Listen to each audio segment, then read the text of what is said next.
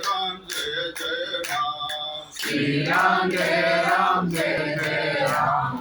श्री राम जय राम जय जय राम। रामचंद्र भगवान की जय। श्री राधा कृष्ण भगवान की जय। श्री गौरी शंकर भगवान की जय। श्री लक्ष्मी नारायण भगवान की जय। सर्वदेवा देवी की जय। जय। सद्गुरु भगवान की जय। सच्चिदानंद भगवान की जय।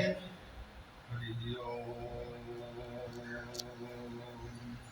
कायेन वाचा मनसेन्द्रियर्वा बुद्ध्यात्मना वा प्रकृते स्वभावात् करोमि यत् सकलं परस्मै नारायणायति समर्पयामि। नाहं कर्ता हरिकर्ता तत्पूजा कर्म चाखिलं यद्यत् कर्म करोमि तत्तत् अखिलं शम्भो तवाराधनम्। श्री स्वामी चिदानंद चरणों मनसा स्मरामि। श्री स्वामी चिदानंद चरणों वचसा गृह्णामि। श्री स्वामी चिदानंद चरणों शिरसा नमामि। श्री स्वामी चिदानंद चरणों शरणं प्रपद्ये। हरि ओम। परम पिता परमात्मा के दिव्य चरणों में प्रणाम। सद्गुरुदेव स्वामी शिवानंद के चरणों में प्रणाम। सद्गुरुदेव स्वामी चिदानंद के चरणों में प्रणाम।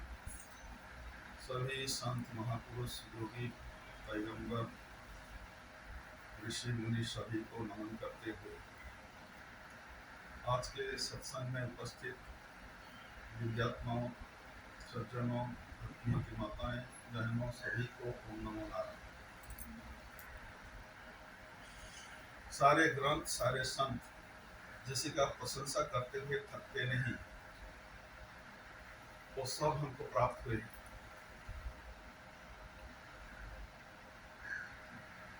मनुष्योत्तम, मुमुक्षोत्तम, महापुरुष संश्रय, ये तीन को बहुत दुर्लभ माना गया है और ये तीनों हमको प्राप्त हुई है। मनुष्योत्तम, सृष्टा की सृष्टि में आखिरी सृष्टि कहा जाता है मनुष्य, मानव को। लेकिन मानव जन्म लेना, मानव का शकल मिलना एक बात है, लेकिन मनुष्यत्व का विकास लाना दूसरी बात है। मनुष्यत्व को दुर्लभ कहा गया। ऐसा तो जितने भी प्राणी, जितने भी सृष्टि भगवान ने किए हैं, उनमें से मनुष्य को ही श्रेष्ठ बताया गया है। और उनका श्रेष्ठता कहाँ है? अगर उसी से हटके हम कुछ कर रहे हैं, जैसा कि बाकी जीवों में जो एक कॉमन चीज देखने मिलता, आहार, निद्रा, भय, नहीं, अगर उतने में हम सीमित रहे हैं तो बाकी प्राणी से हम किस दिशा से बेहतर हुए, श्रेष्ठ हुए? तो जब सृष्टा सृष्टि करते गए, आखिर में जब मानव सृष्टि किए, मानव को श्रेष्ठ घोषणा करने का उद्देश्य था कि मानव ही ऐसा जीव निकले जो उनके मन में एक जिज्ञासा आया कि मैं कहाँ से आया, मुझे जाना कहाँ होगा और यहाँ मेरा कर्तव्य क्या है। इसी का खोज मानव ने ही देखा। तो उसी में जो संभावना है वो संभव मानव में ही भरपूर है, ये सृष्टा को एहसास हुआ। और उसके बाद आगे की सृष्टि की नहीं। ये ही लेटेस्ट क्रिएशन मानव, बेस्ट क्रिएशन। लेकिन मानव किसी भी मानव का जो खोज होता है, कोई भी वस्तु का मैंने अल्प में वो कभी तृप्त नहीं होता।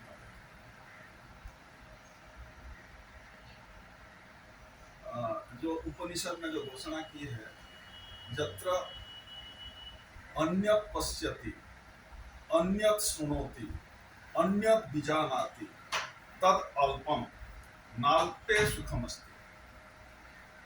अल्प में कभी भी उनका मन ठहरता नहीं। यत्र नान्यत् पश्यति, नान्यत शृणोति नान्यत बीजानाति तद भूमा भूमैव सुखम। पूर्णता में नहीं सुख है। तो ज्ञान के दृष्टि से हो, सत्ता के दृष्टि से हो, संपत्ति के दृष्टि से हो, अगर उसी का कोई अल्प भी मिल गया, सत्ता अल्प भी मिल गया, कोई धन दौलत बुद्धि ज्ञान, तो उसी में मानव खुद को तृप्त अनुभव नहीं करता। लेकिन ये तीनों जरूरी है। कोई मूर्ख रहना नहीं चाहते हैं और ज्ञान का कोई अंत नहीं है। दुर्बल सकल रुग्ण सकल कोई नहीं चाहते हैं। स्वस्थ शरीर बलिष्ठ शरीर सब लोग चाहते हैं। बल मिल गया और सत्ता भी मिल गई, ये तीनों अगर उनको मिल गया तो रामायण में एक लाइन आता है ऐसा,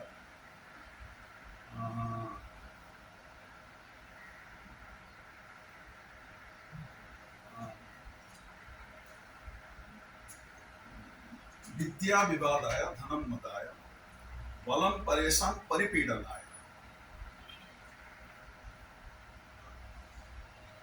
बलम परेशान परिपीडनाय फलस्य साधो विपरीतमेन ज्ञानाय दानाय च रक्षणाय। एक मानव को अगर ये तीनों मिल गया, बल मिल गया, बुद्धि मिल गया और धन मिल गया, तो उसी का प्रयोग किसी दिशा में कर रहे हैं। अगर विद्वान बड़े डिग्री हासिल किए हुए हैं, लेकिन वो विद्या को अपने सामने जो भी आता है अपने से छोटा दिखाने के लिए अगर वो प्रयोग कर रहे हैं, वितंडा कर रहे हैं, अनावश्यक तर्क करके उनको सबके सामने अपने से छोटा साबित करने के लिए अगर अपना विद्या को प्रयोग कर रहे हैं, तो ये गलत प्रयोग है। अगर धन मिल गया और मेरे बराबर दुनिया तुच्छ है, दुनिया को तुच्छ माना, मदमस्त हो गया, अहंकार में भर गया, तो वो धन भी उनका पूर्णता की ओर लेने में सहायक नहीं होगा। सत्ता मिल गया भी वो सत्ता, वो बल, वो विद्या, वो बुद्धि को दूसरे को पीड़ा पहुंचाने में, कष्ट देने में, रुलाने में अगर वो प्रयोग कर रहे हैं, तो ऐसा नर को नर राक्षस कहा जा सकता है। उसी का दुरुपयोग कर रहे हैं। और अगर ये सारे होने के बावजूद भी आहार निद्रा भय मैथुन में ही वो सीमित रह गया, तो उनको नर पशु कहा जा सकता है। नर पशु और नर राक्षस, नर का शकल तो मिल गया, लेकिन उसी का गलत प्रयोग करके राक्षस स्वभाव देखने मिलता, या आहार निद्रा भय मैथुन नहीं सीमित रह के उनका लक्ष्य को भूल गया। मानव का लक्ष्य को ही गुरुदेव स्वामी शिवानंद का जितने भी राइटिंग्स है, उसी का एक अनोखापन, एक कॉमन सेंटेंस देखने मिलता, goal of life is God realisation.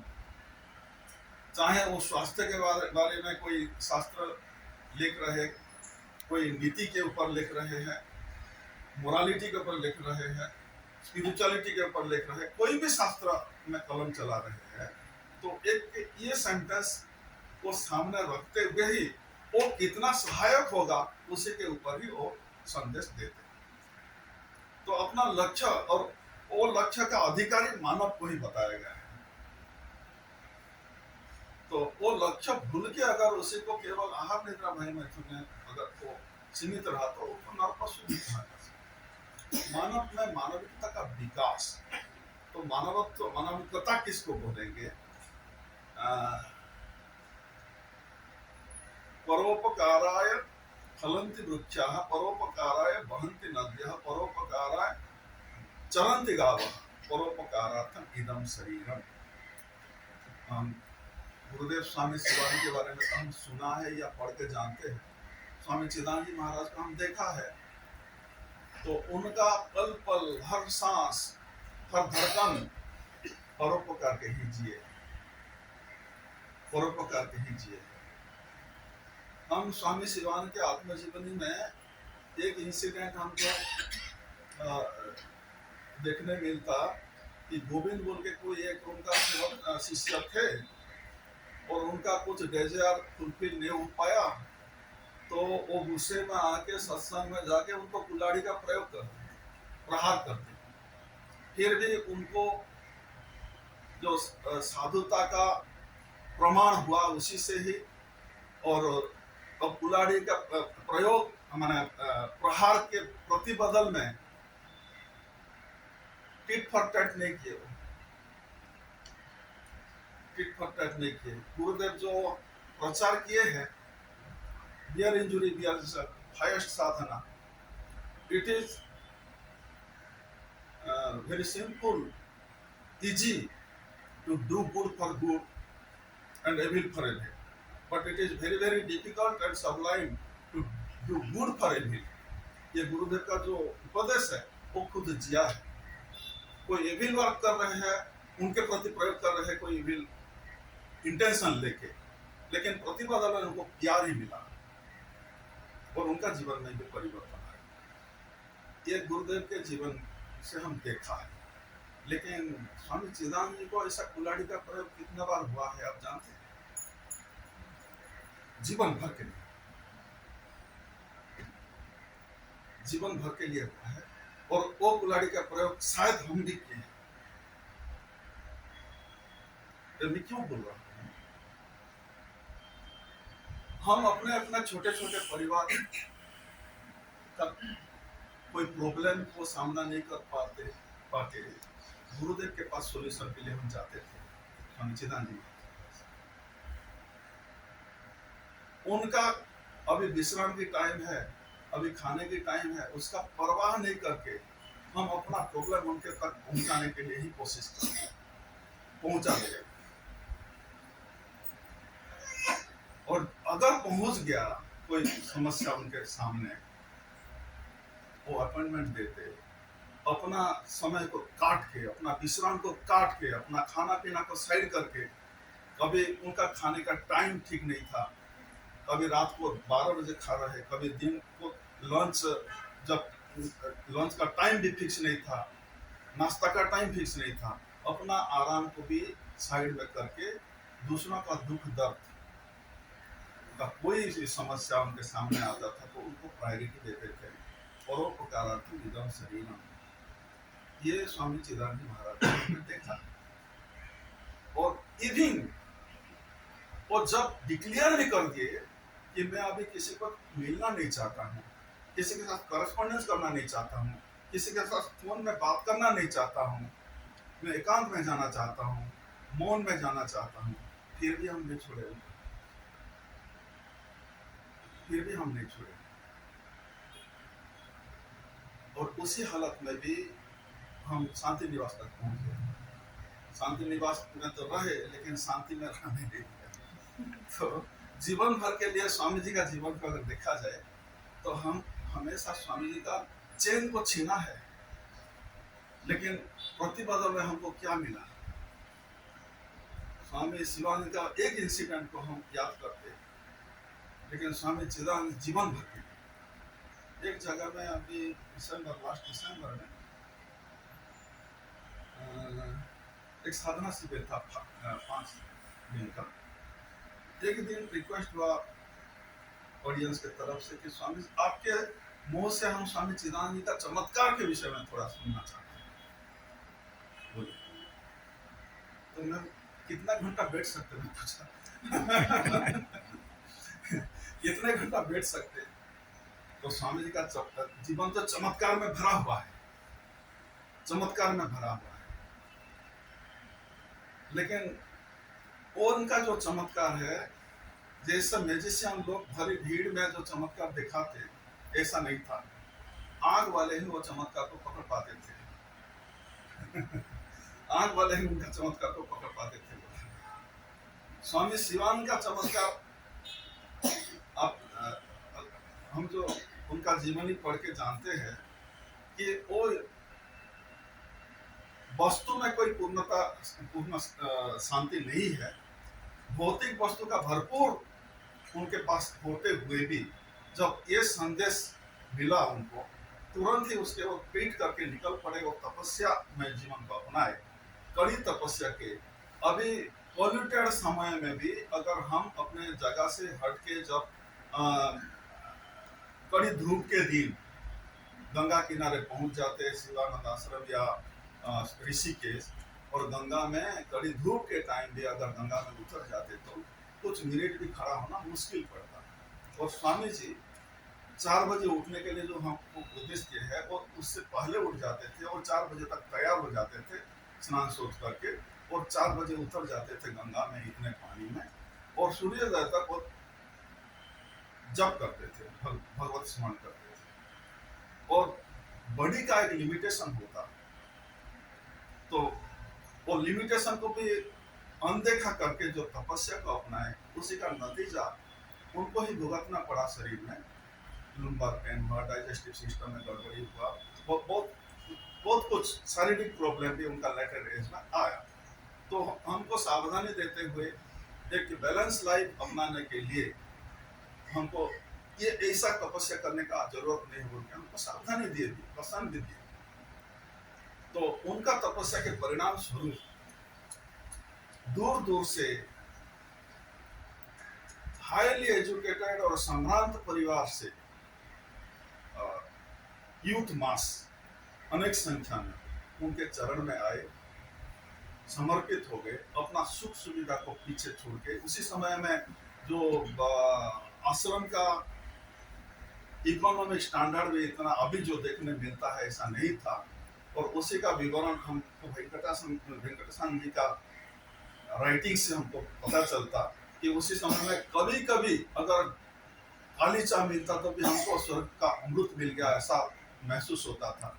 और साल में एक दिन का प्रतीक्षा सब लोग करते थे, जिसे दिन एक दिन लड्डू खाने के लिए मिलता था, और सितंबर 8 तारीख साल में एक बार ही मिलता था। आज रोज भंडारा मिलता है। ये स्वामी शिवानंद का चमत्कार है। और ये जो हाईली मैंने क्वालिफाइड जो यूथ मास अपना सुख सुविधा को पीछे छोड़ के ऐसा असुविधा के बावजूद भी स्वामी जी के प्रति समर्पित हो गए, और स्वामी जी के चरण में जो लोग भी आए, उनका छोटा सा दृष्टिपात में और छोटा सा उनका स्पर्श में आते हुए आज सब लोग मैंने ग्रेट क्वालिटी टीचर पर जितने भी आए सब उनके टच में, जितने भी आए सब क्वालिटी टीचर बने, गुरु बने। और स्वामी चिदानंद का हम जो चमत्कार देखा है कि स्वामी चिदानंद जी महाराज का किसी भी कॉन्फ्रेंस में हो, साधना शिविर में हो, उनका स्टेज शेयरिंग करने वाला संत को भी हमने देखा है। और हमारे मन में भी कभी कभी ये भाव भी आया था कि शायद स्वामी जी के बाद ये इसी कुर्सी पर आ सकते, ऐसा भाव भी हमारा एक दिन था। लेकिन ऐसा नहीं हुआ।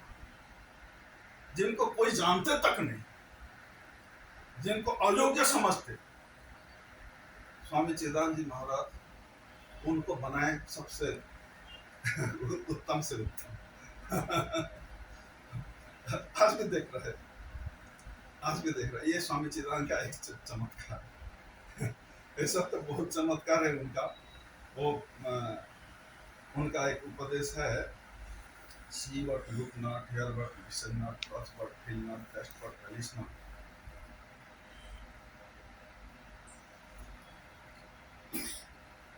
ये 8-10 किताब पढ़ के लोगों का मन को छूने वाला कुछ शब्द को हेरफेर करके आजकल जो बेस्ट सेलर्स किताब लिखते, ऐसा नहीं है। अपना अनुभव को ही शेयर करते। जितने भी पहुंचे हुए संत है, जैसे कि भगवान शंकर जगत जननी माँ उमा को बताते हैं उमा कहूँ अनुभव अपना, सतहरि नाम जगत सब सपना। ऐसा ही जितने भी पहुंचे हुए संत हैं, ग्रेट सेंट्स, वो सब अपना अनुभव को ही शेयर किया है।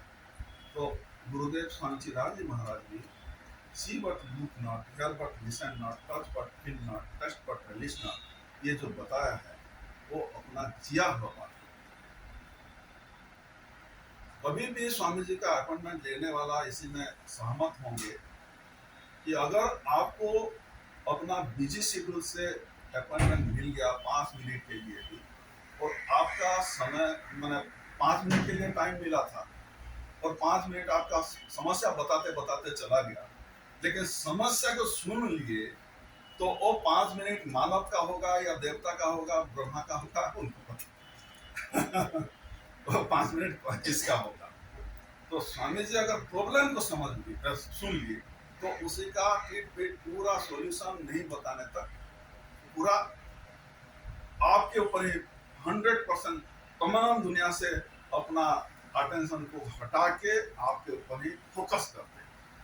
अगल बगल में कितना भी आवाज हो, कितना भी डिस्ट्रैक्शन का माहौल हो, उधर उनका बिल्कुल ध्यान नहीं जाता। आपको ही फोकस करेंगे, आपको ही पूरा सुनेंगे, आपको ही जो जो टिप्स देना है सारे बताएंगे। तो see but look not, hear but listen not, ये उनका व्यवहार से हम देखा है। टच बट फील नॉट, और गुरुदेव के प्रति उनका जो ईश्वरो गुरुरात्मेति मूर्ति भेद विभागिने विमोह व्याप्त दया है दक्षिणामूर्ति नमः। दक्षिणामूर्ति के स्तोत्र में एक ये लाइन हम पढ़ते, और गुरुदेव के प्रति उनका जो है वो उनका एक टॉक में भी वो कोट किया है कि गुरु ईश्वर के बराबर नहीं है, गुरु ही ईश्वर है, गुरु ही ईश्वर है, ऐसा बताया।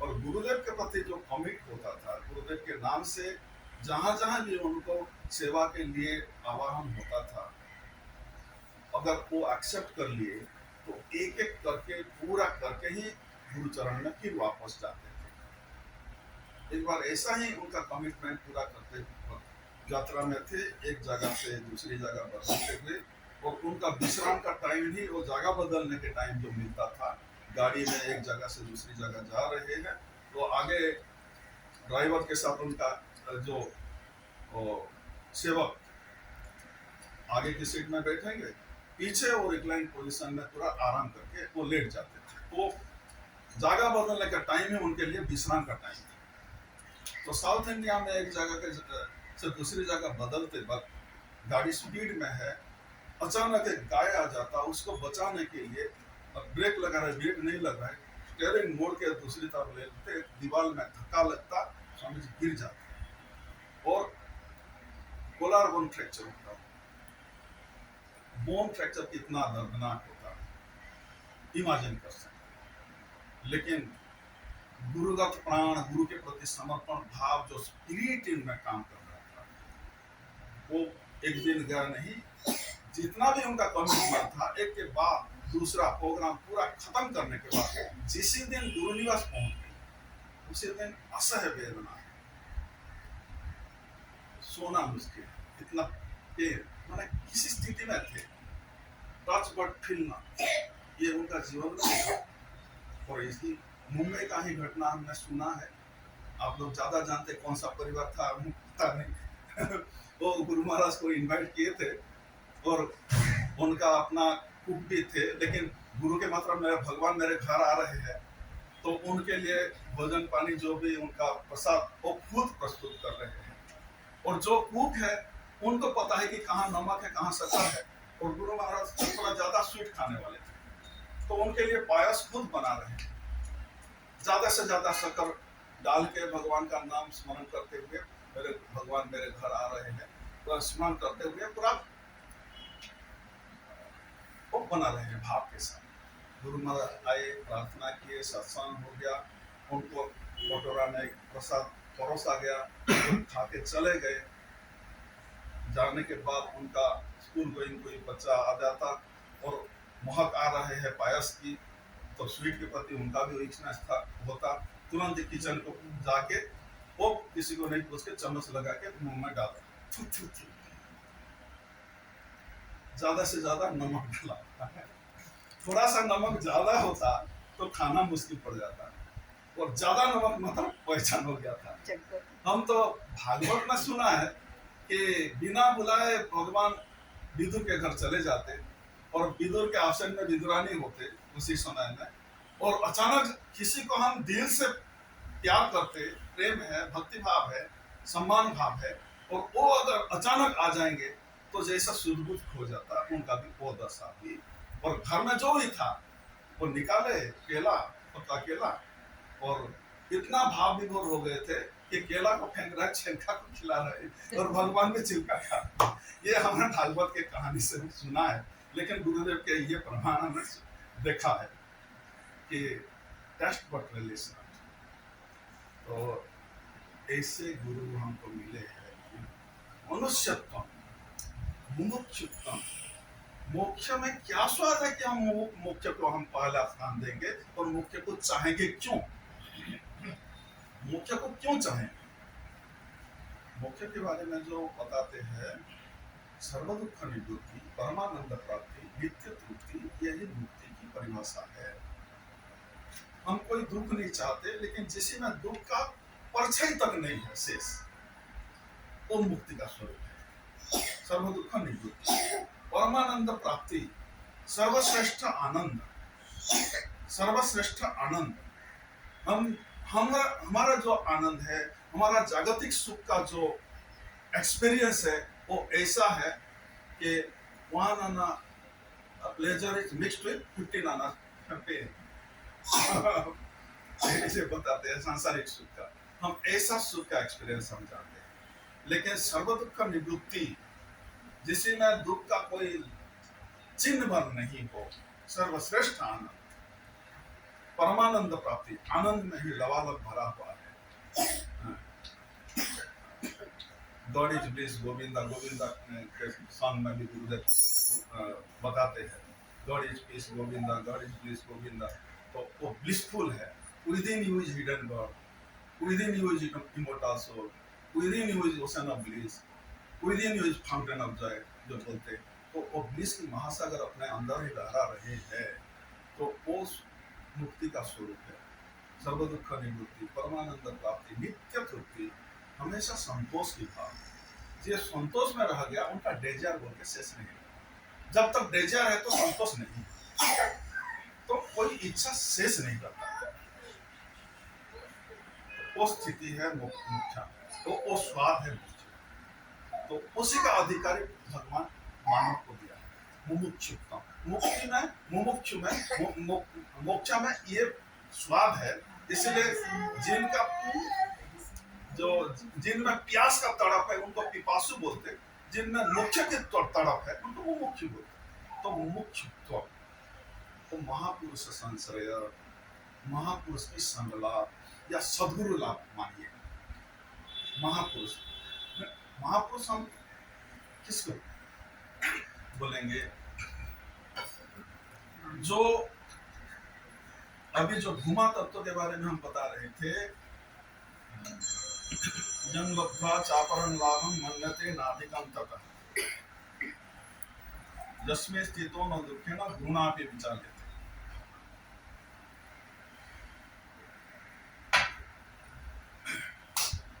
गुणापि विचार्यते, वो स्थिति जिनका हो चुका है, वो भूमा स्वाद में जो उतर चुके हैं,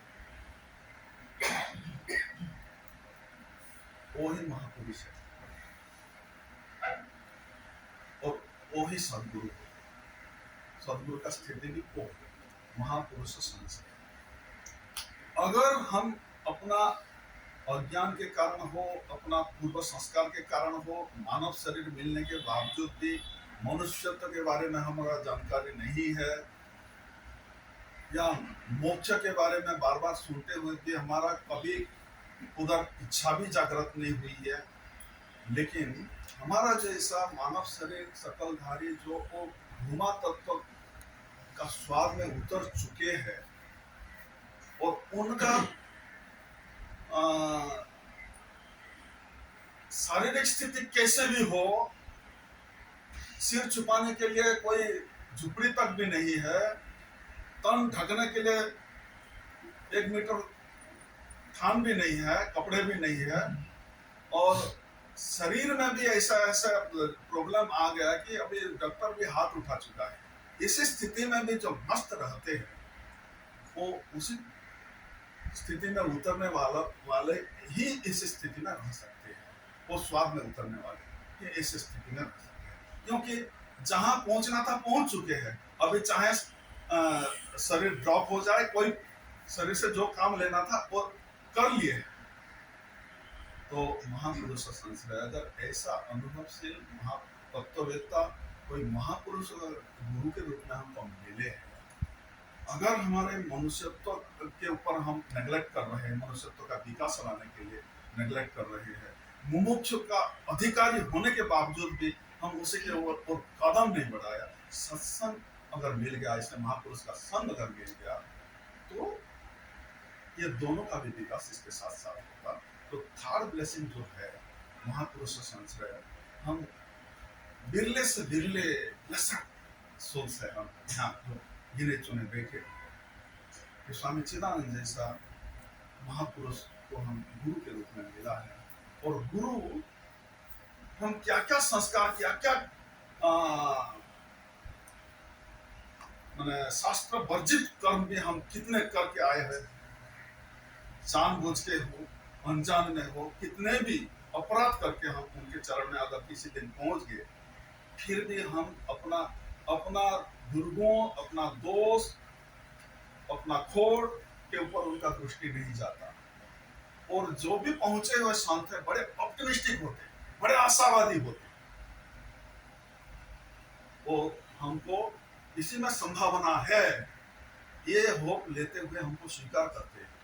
हम क्या क्या गलती करके पहुंचे उनके चरण में, आज उसी को नहीं दे, और शिष्यत्व का माने वरदान देते, हमको मंत्र दीक्षा देते।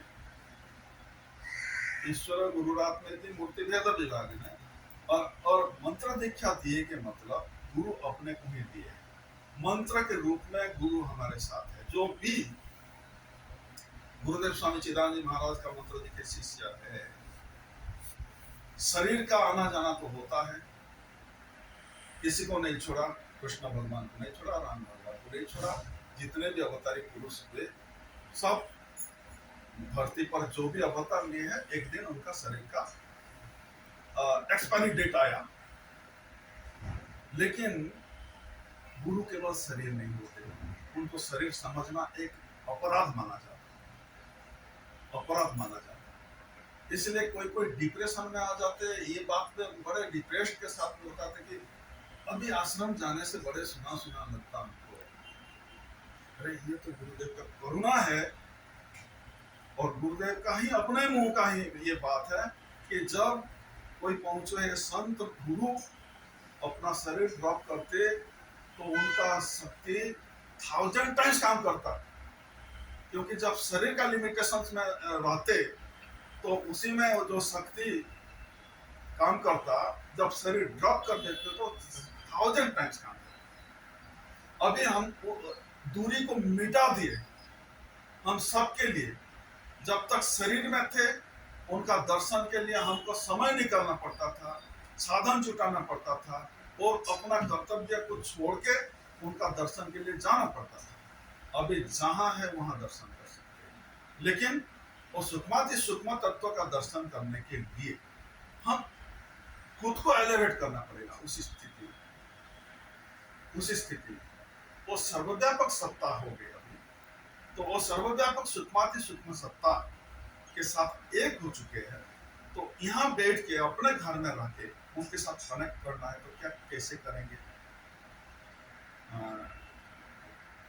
गुजरात में एक दिन स्कूल प्रोग्राम के टाइम में एक स्टूडेंट से हम एक्सपेक्ट नहीं कर सकते ऐसा अच्छा क्वेश्चन किया था, स्वामी जी भगवान तो स्थूल सूक्ष्म दोनों रूप में होते, लेकिन सूक्ष्म रूप में जो होते उनके साथ कनेक्ट कैसे करें? ये क्वेश्चन किया था। तो देखो, उनको जानेंगे कैसे, हम उनके साथ कनेक्ट करेंगे कैसे, उनको उनका समझ के हिसाब से। देखो, जल भाप बन के फिर जब मेघ बनता, मेघ में आकार ले लेता, तो हमारा जो इंद्रिय का लिमिटेशन है, आंख से रूप ही हम देख सकते हैं, निराकार को आंख से नहीं देख सकते।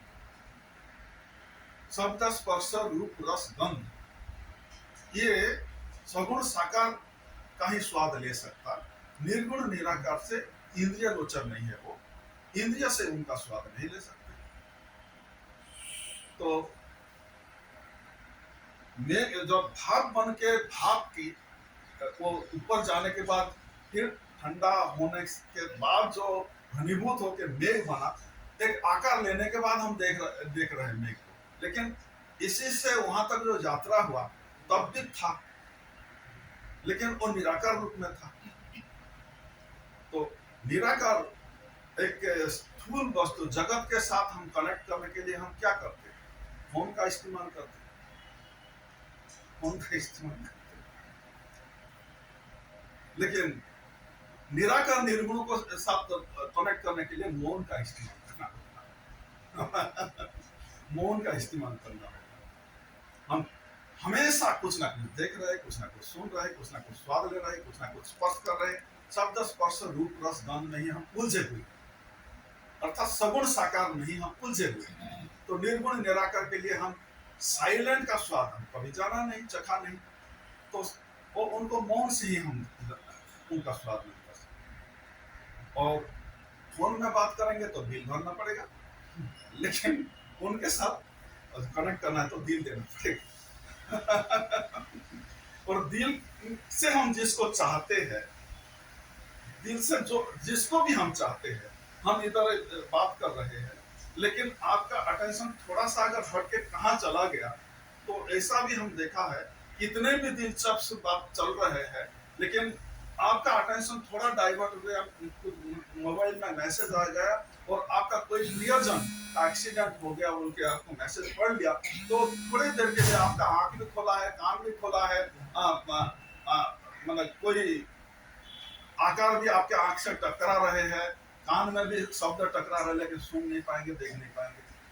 जहां दिल चला गया उधर कनेक्ट हो गया। तो उनके साथ दिल से दिल से। तो अभी तो बड़े आसान है, हमको स्वामी चिदानंद महाराज का मुलाकात के लिए ऋषिकेश जाने का जरूरत नहीं होता। यहाँ ही हम ऋषिकेश बना सकते, और ऋषिकेश का वाइब्रेशन यह होते हुए भी हम अनुभव कर सकते। और वो इतना करुणावान है, करुणामय है कि ऐसा ऐसे विभूति को हम दर्शन करने का मौका मिला है, हमको शरण में लिया है, हमारा अवगुण को कभी नजर नहीं डाला। हम हमारे जो संभव है इसमें, ये होप लेके हमको स्वीकार किया, तो हम कृतकृत्य होना है। और हम जैसे अपना जन्मदिन हर साल मनाते, दिन में साल में एक दिन तो जन्मदिन मनाते, सेलिब्रेट करते, ऐसा ही हम अध्यात्म राज्य में जब जिस दिन हम गुरु ग्रहण किए और हमको मंत्र दीक्षा दिए, वो उसी दिन हमारा दोबारा जन्म हुआ, अध्यात्म जीवन मिला। हम कितने लोग जिस दिन हम मंत्र दीक्षा लिए और कितना साल गुजर चुके हैं, और वो जन्मदिन का सेलिब्रेट किया। और अपना जन्मदिन में जैसे कि न्यू ईयर में हम अपना बजट बनाते, नया साल कैसा करना है, पुराना देखते, पुराना कैसा चला, लाभ हुआ या हानि हुआ, उसका भी हम देखते।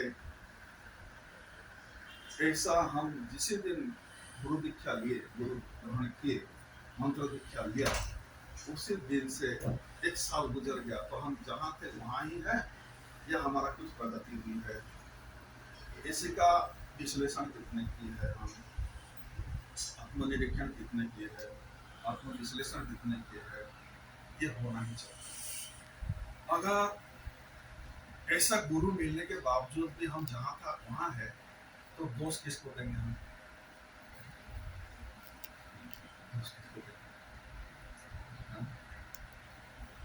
और हमारा अवगुण को देखा नहीं, हमारे जो संभावना है, ये संभावना इसमें भरपूर है।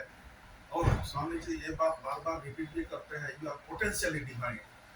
ऐसा ही एक कॉन्फ्रेंस में जब उनको स्वागत संभाषण में उनको ऑडियंस को बताते हुए कि हम बहुत सौभाग्यशाली है कि हिमालय एक इसी युग का एक विभूति, दिव्य विभूति, विरल विभूति का दर्शन करने के लिए एक मौका मिला है। स्वामी चिदानंद जैसा महापुरुष का हम स्वागत कर रहे हैं। उनके जब स्वागत भाषण में उनके बारे में बताते हैं, स्वामी जी उसका जवाब में बोलते हैं कि मैं इसी को एक शर्त से स्वीकार करूंगा। आप सब लोग भी दिव्य है, ये आपको स्वीकार है तो मुझे भी ये स्वीकार है। ये बात स्वामी जी बोलते हैं। तो महापुरुष संश्रय ये 3 वरदान हमको मिला है। मनुष्यत्व का विकास हमको मार्गदर्शन देंगे, लेकिन चलना होगा हमको। खाना बना के परोस भी देंगे, लेकिन खाना खुद को खाना होगा। तो ये सब किए है, माने मदरली अफेक्शन के साथ हमको सारे डिश परोसा हुआ है, पूरा रेडीमेड है सब, लेकिन हम कितना ले रहे हैं डोज और कितना हजम कर रहे हैं और खून में मिलाए, ये अपने ऊपर है। तो मनुष्योत्तम महापुरुष संश्रय, इसी के लिए हम अभी ही थोड़े देर के लिए मौन अपनाएंगे, जिसे को हम मेडिटेशन भी बोल सकते हैं। मेडिटेशन के लिए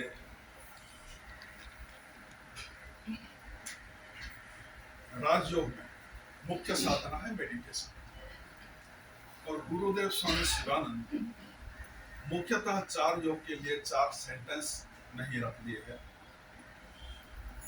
To serve the self is karma yoga. To serve the self is karma yoga. To love the self is bhakti yoga.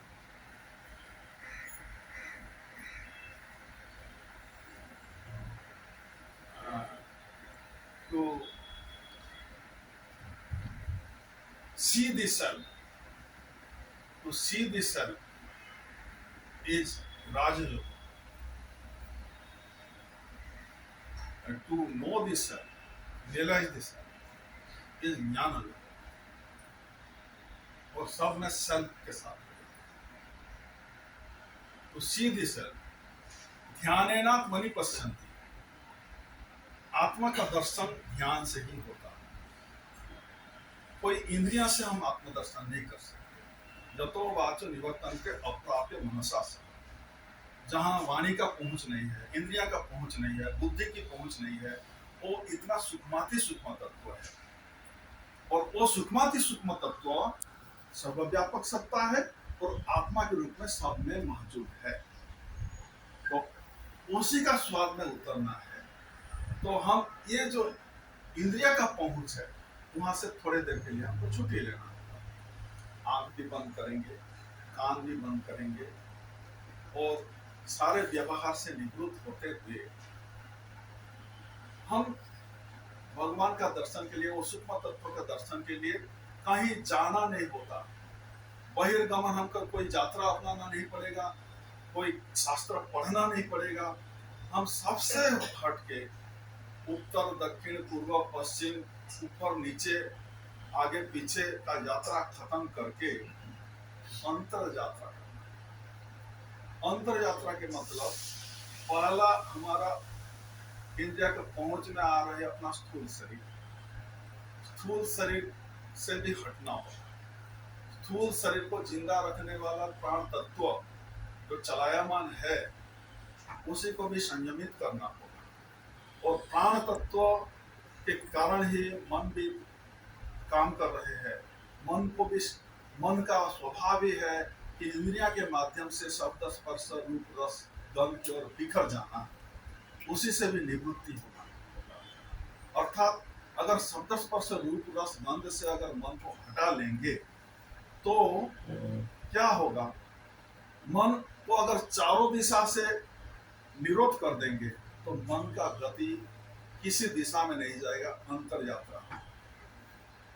Concentrated जो आत्मबल है, कंसंट्रेटेड जो मनोबल है, उसी को ही हम अंदर भेज सकते हैं। और वो इतना माने पतली सी रास्ता है, प्रेम गली अति सांकरी, उसमें दो बात नहीं जा सकता है। निराला आप ही जाना होगा, किसी को लेके नहीं। किसी वस्तु का विचार भी साथ में शेष रहा है तो उसी पतली गली इतना है कि एक वस्तु का विचार भी अगर मन में है तब भी वो मन उसी रास्ता में प्रवेश करने का अधिकारी नहीं है, अर्थात विचार रहित स्थिति। उसी स्थिति में बुद्धि भी शांत, तो इस स्थिति में जाना है। तो व्यवहारिक वेदांत बोलते हैं गीता को, और गीता में शोरगुल के वातावरण में भगवान मन को संयमित करते हुए उसे आत्मिक स्वाद में उतरने के लिए 6th चैप्टर में जो ज्ञान योग का विवरण बताते बताते बताते अर्जुन ने उनका पैर पकड़ लेता कि आप मन को संयमित करते हुए ध्यान में उतरने के लिए जो कला बता रहे हैं ये बड़े असंभव है, असंभव है। और धरती का फर्स्ट साइकोलॉजिस्ट माना जाता है कृष्ण भगवान को, उनको प्रशंसा नहीं करके रह नहीं पाते। वाह अर्जुन तूने ठीक पकड़ा है, लेकिन तू जो असंभव बोल रहे हैं ये असंभव नहीं है, ये संभव है, डिफिकल्ट है नो डाउट, लेकिन संभव है। इसी के लिए दो साधना को आत्मसात करना पड़ेगा। अभ्यास न तो कौनते वैराग्य न चक्रियते। अभ्यास और वैराग्य, अभ्यास एक बात को बार बार दोहराने से वो आदत बन जाता, हैबिट बन जाता, तो उसको अभ्यास बोलते, अभ्यास बोलते हैं। और ऐसा भी नहीं है कि हमसे ये अभ्यास कल्टीवेट करना नहीं हो सकता। हम बचपन से अगर अपना जीवन को भी झांक के देखें तो कई आदत हम बना चुके हैं। एक असहाय शिशु होकर जन्म लिए थे, माँ की दूध पी के हम जीते थे। समय बढ़ते हुए, उम्र बढ़ते हुए हमको भोजन का संस्कार डाला गया, अनाज खाने का संस्कार डाला गया। आज किसी दिन चंद्र ग्रहण है, सूर्य पराग है या एकादशी है, जिस दिन फास्टिंग का व्रत रखते हम, उसी दिन बहुत कुछ खा लेते, खाली अनाज नहीं खाते। फिर भी ये आदत के बजाय हम कुछ नहीं खाया जैसे, ये आदत के बजाय। और ऐसा चलना, दौड़ना, बात करना, कई लैंग्वेज के प्रति मास्टरी लाना, कई आदत हम बना चुके हैं। तो आदत मेरे लिए असंभव है नहीं बोल सकते कोई। अभ्यास बनाना, तो अभ्यास में तो बोलते हैं वैराग्य न चाहिए। वैराग्य क्या है कि हम जो हमारा मन का जो ये समझ है कि किसी के हाथ में ये साधन में देखा, मेरे हाथ में जब नहीं था तो इसी का अभाव महसूस किया, अभाव महसूस किया तो ओके कब मेरे हाथ में आएगा, उसी के प्रयास में हम शुरू कर दिए प्रयास। एक दिन गया, एक महीना गया, साल भी बीत गया, एक दिन हमारा प्रयास से ये साधन भी हमारे हाथ में आ गया। थोड़े देर के लिए हम सोचे, खुश हो गए, और वो जो दौड़ था, मन का दौड़ था, वो जब पूरा हो गया तो थोड़े देर के लिए हमको बड़े खुशी मिली। लेकिन गलती क्या हुई कि वस्तु से हमको सुख मिल रहा है, ये गलती करने में। अगर वस्तु में सुख होता तो वस्तु होते हुए दुख नहीं आना चाहिए फिर, लेकिन ऐसा तो नहीं हुआ। कई वस्तु अभाव पूर्ण करने के लिए हम जुगाड़ कर चुके हैं, लेकिन फिर भी अभाव में हम जी रहे हैं। अर्थात मन का जो मांग है इसका कोई अंत नहीं है। इसी से हम वस्तु में दोष देखना जब शुरू करेंगे, जो गुरुदेव बताया है कि one hour pleasure is mixed with 15 hours pain। सांसारिक वस्तु, सांसारिक सुख में ऐसा मिलावट सुख है। तो जब उसी में दोष देखने लगेंगे, हमारा मन कभी भी दुख तो चाहता नहीं, अगर उसी से करंट लगने वाला है तो कभी जानबूझ के उधर हाथ लगाएंगे? सर्व दुखम विवेकिना, जो विवेक जग जाएगा तो हम विषय वस्तु का जो दौड़ था, मन में जो मांग चल रहा था, वो भी खत्म हो जाएगा, उसी में दोष देखने लगेंगे, तो उसी से निवृत्त अपने आप हो जाएगा। और राजकुमार उनका सारे वैभव के बावजूद भी अगर छोड़ छाड़ के त्याग का मार्ग को अपनाते हैं, उसी से भी हम शिक्षा ले सकते हैं।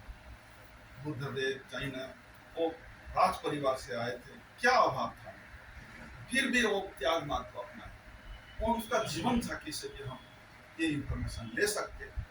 गुरुदेव स्वामी शिवानंद का भी क्या वैभव था, उसी से भी हम हमारे संतों का जीवनी चरित्र से भी हम ये सीखना चाहिए। फिर वैराग्य ऐसे से आए, अभ्यास उनको बोलते हैं वैराग्य। जब ये थप्पड़ लग के हमारा एक्सपीरियंस का जो आज बहुत सारे एक्सपीरियंस हमारे साथ है, तो एक्सपीरियंस का खजाना ही हमको अंडरस्टैंडिंग हार्ट देता है। अंडरस्टैंडिंग हार्ट का विकास एक्सपीरियंस से ही मिलता है। बहुत सारे एक्सपीरियंस का भंडार जिनमें है, उनका दिल बड़ा है। और वो गुरुदेव विश्व प्रार्थना में मुझे वो दो बल्कि कुछ मांग नहीं रखा, grand us an understanding heart. ये लाइन को समझना है, ये लाइन को समझना है। और अंडरस्टैंडिंग हार्ट उनका ही होता जो भूमा स्वर्ग में उतर चुके हैं, जो अद्वैत निष्ठा में सिद्ध हो चुके हैं, उनका ही वो दृष्टिकोण, वो अंडरस्टैंडिंग हार्ट आता। इसीलिए सैकड़ों हजार भूल करने वालों को भी वो क्षमा ही क्षमा देते रहते। इसीलिए गुरुदेव स्वामी शिवानंद जी महाराज बियर इंजरी बियर इंसल्ट जो बोलते, गुरु से आगे और एक कदम बढ़ते हुए स्वामी चिदानंद जी महाराज बोलते बियर इंजस्टिस टू बोलते। इंजस्टिस टू हम तो वो शब्द का हेरफेर को पहले समझ नहीं पाते थे, लेकिन अभी धीरे धीरे ये समझ में आता कि इंजस्टिस को कौन सहन कर सकता। अपने जीवन का एक बात को आप देखिए, आपका सारे इंद्रियां से आप सेवा ले रहे हैं अपने सुख के, खाते खाते कभी अगर जीभ में दांत लग जाता, काट देता, हम दांत के लिए क्या प्रतिकार करते हैं? तोड़ देते। अपना अंग ही है, अपना अंग ही है, तो अपना ही हिस्सा है, तो दांत को तोड़ेंगे तो अपने को दुख लगेगा। जीभ में दांत लग गया तो वो भी हमारे लिए दुख बन रहे हैं, तो उनको जैसा हम सहन करते हैं, ऐसा ही जो इनजस्टिस कर रहे हैं वो अपने से अलग नहीं है। See the self in everybody, और अपना आत्मद्रष्टा है, तो उनको क्या दंड देगा?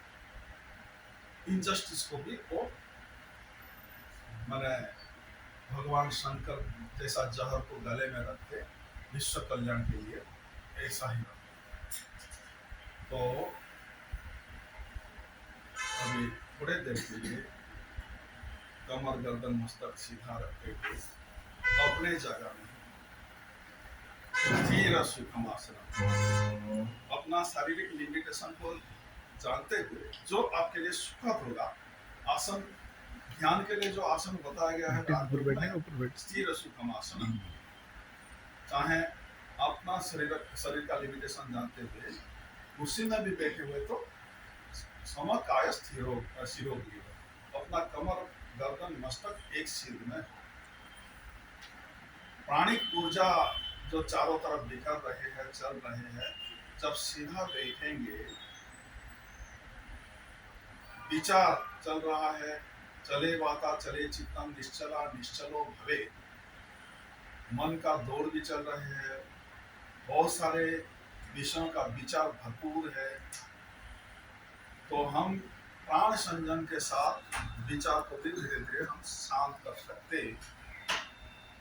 कमर गर्दन मस्तक सीधा रखते हुए शरीर को निडोल रखिए, शांत रखिए, स्थिर रखिए और सुखपूर्वक रखिए। पैर के उंगलियां से लेकर मस्तक तक किसी भी अंग प्रत्यंग में कोई कड़ापन नहीं, कोई तनाव नहीं, ऐसे स्थिति में रखिए। कहीं भी अगर तनाव हो, कड़ापन हो, तो अपना स्थिति को सुधारते हुए तमाम शरीर को ढीला छोड़ दीजिए।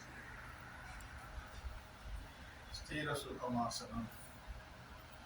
शरीर सुखपूर्वक सुख की मुद्रा में अगर रख लिए तो हम शरीर को भूल सकते हैं। शरीर में तनाव है तो शरीर में ही हम उलझे रहेंगे। शरीर को भूलना है तो शरीर को संवेदना, जो भी संवेदना आ रहे हैं उस संवेदनाएं को भूलने के लिए शरीर को स्थिर भी रखना है और सुखपूर्वक रखना है। अभी मन में विचार चल रहे हैं और विचार को शांत करने के लिए अपना शरीर के ओर से अगर देखेंगे तो प्राण सूक्ष्म है, मन के ओर देखेंगे तो प्राण स्थूल है। शरीर और मन को जोड़ने वाले जो कड़ी है अपना प्राण, प्राणिक संयम के द्वारा स्लो लॉन्ग डीप ब्रीदिंग लेना है। धीरे धीरे लंबा गहरा सांस और धीरे धीरे लंबा गहरा सांस निकालना है। ये क्रिया थोड़ी देर के लिए चालू रखिए। स्लो लॉन्ग डीप इनहेलेशन, धीरे धीरे सांस को खाली करना है। सांस लेते वक्त विश्व प्राण से शुद्धता, स्वच्छता, दिव्यता की ऊर्जा अंदर प्रवाहित हो रहे हैं। बाहर निकालने वाले सांस के साथ जितने भी नेगेटिविटी है, आसुरी प्रवृत्तियां है, नकारात्मक वृत्तियां है, सारे के सारे बाहर प्रस्थान कर रहे हैं। थोड़े देर विश्व प्राण के साथ, व्यक्ति प्राण का आदान प्रदान के साथ अपने शरीर के अंदर भी दिव्यता की ऊर्जा पूर्ण मात्रा में भर रहे हैं। मन की में जो विचार चल रहा है धीरे धीरे संख्या घट रहे हैं। 10 विचार चल रहा था तो धीरे धीरे घट रहे हैं। 9, 8, 7, 6, 5, 4, 3, 2, 1, शून्यवत। तदा द्रष्टु स्वरूपे अवस्थान।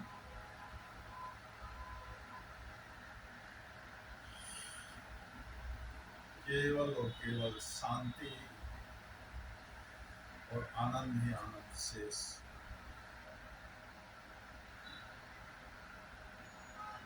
निर्विचार की स्थिति। एक बार ओमकार की दीर्घ उच्चारण करते हुए थोड़े देर के लिए हम मौन में चले जाएंगे। ओम